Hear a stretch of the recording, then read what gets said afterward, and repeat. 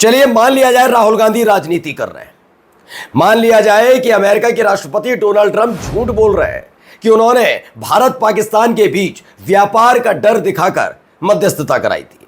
लेकिन अब हमारे देश के सबसे पुराने दोस्त यानी कि रूस की तरफ से भी एक बड़ा बयान सामने आ गया है। आज व्लादिमीर पुतिन का बयान दिखाऊंगा और इससे सवाल उठता है, यही है विदेश नीति? यही सब करने गए थे विदेशों में? आज जवाब अब देने की हिम्मत बीजेपी के नेताओं में होनी चाहिए। अब यह नहीं कि वो देश का नेता क्या कहता मैं फर्क नहीं पड़ता, क्योंकि कल तक इन्हीं बातों से बहुत फर्क पड़ता था। ऐसा क्या कह दिया पुतिन ने, वो दिखाऊंगा आपको कि असदुद्दीन ओवैसी जब लौट कर आए तो पूरी की पूरी गोदी मीडिया तैयार थी कि जब असदुद्दीन ओवैसी से कुछ पूछा जाएगा तो वो मोदी के गुणगान गाने लग जाएंगे। लेकिन जैसे ही सवाल पूछा वैसे ही गोदी एंकरों की बोलती बंद हो गई। आपको बेंगलुरु हादसे में हुई कार्रवाई भी दिखाने जा रहा हूं, जिसे लेकर सवाल उठने लगे हैं कि बेंगलुरु हादसे में यह कार्रवाई बिल्कुल उचित नजर आती है, लेकिन क्या इस तरह की कार्रवाई महाकुंभ हादसे पर नहीं होनी चाहिए थी? वहां तो गिद्ध और सुअर नजर आ रहे थे। और अयोध्या के रामलला के नाम पर कौन सा ये घोटाला हुआ वो भी देखिएगा। नमस्कार, मैं हूं प्रज्वल गौतम और आप देख रहे हैं the live TV. The live TV, सच सबसे आगे। शुरुआत एक खबर के साथ। द वीक की एक खबर है, after Vladimir Putin's call with Trump, Kremlin aide says India Pakistan conflict was stop with US president's personal participation. दरअसल एक बातचीत हुई है अमेरिका के राष्ट्रपति डोनाल्ड ट्रंप के बीच और दावा किया गया कि व्लादिमीर पुतिन से उनकी बात हुई थी। उसके बाद पुतिन के जो करीबी हैं उन्होंने दावा कर दिया कि भारत पाकिस्तान के बीच जो विवाद चल रहा था यह दरअसल अमेरिका के राष्ट्रपति के व्यक्तिगत हस्तक्षेप के बाद बंद हुआ है। देखिए, अशोक कुमार पांडे ने लिखा, दिलचस्प बात है वाकई, दोस्त ना रहा। रूस ने भी कह दिया कि ट्रंप ने वॉर रुकवाई।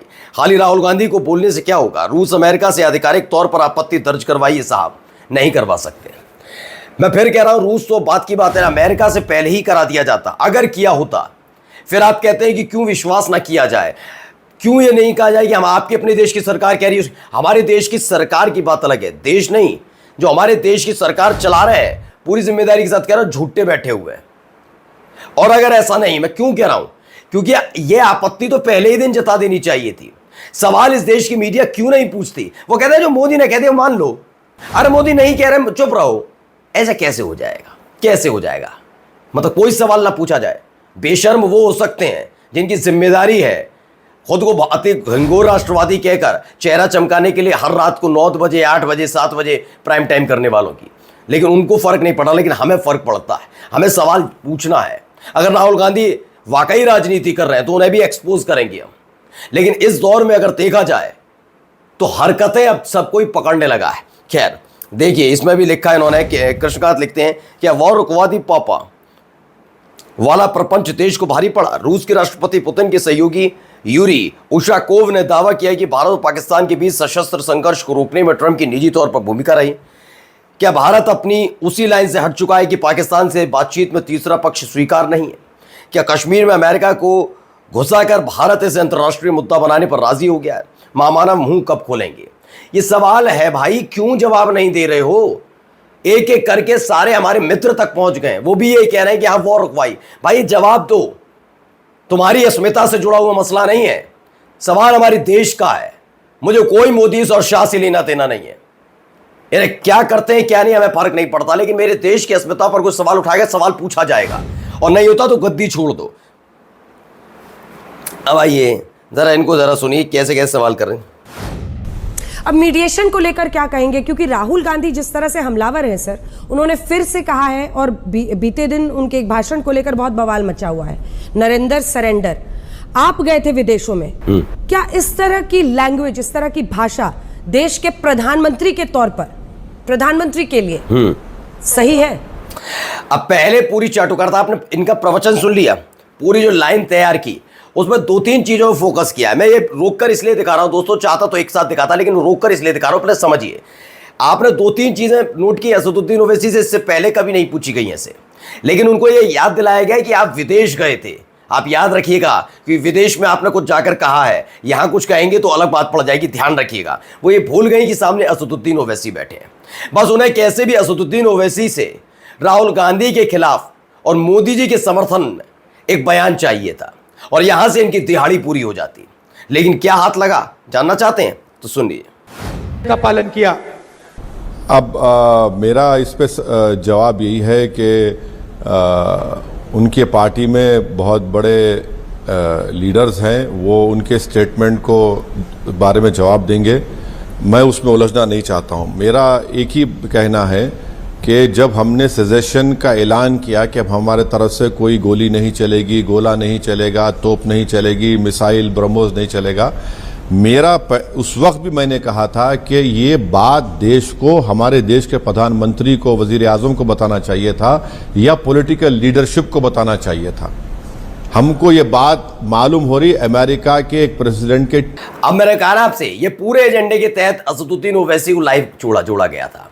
लेकिन क्या हुआ यहां पर, कह दिया वहां जो बीजेपी के नेता हैं वो उसका जवाब दें कि नरेंद्र सरेंडर का क्या लेना था। और सही बात है, देश का मसला नहीं है। नरेंद्र मोदी को आप जबरदस्ती अगर है तो इतनी बड़ी घटनाक्रम पर नरेंद्र मोदी शांत है, यानी कि हमारा देश का अपमान कराने में नरेंद्र मोदी भी जिम्मेदार है।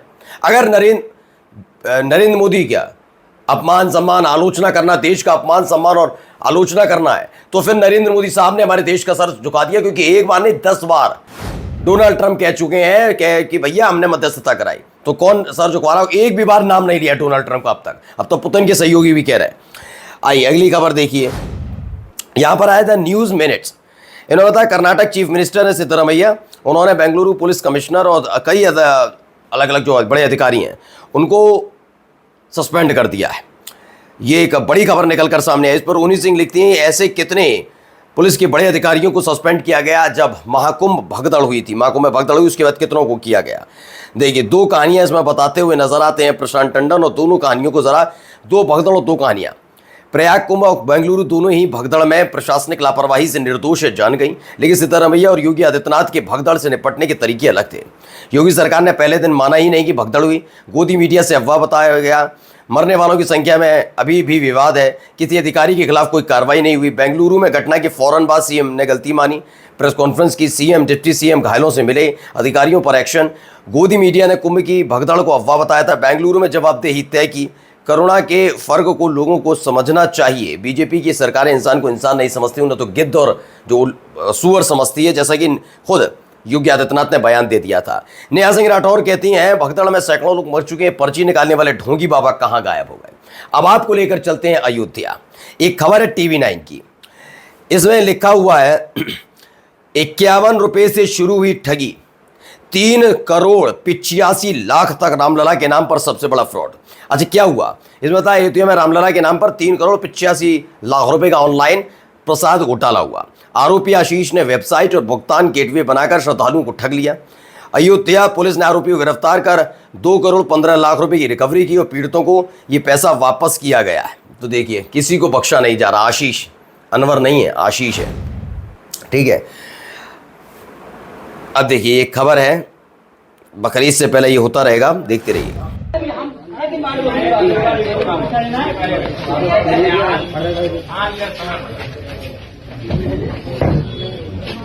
क्या है मैं बताता हूं। मुस्लिम स्पेस की खबर, बकरी ईद के कुछ दिन पहले छापेमारी शुरू हो गई।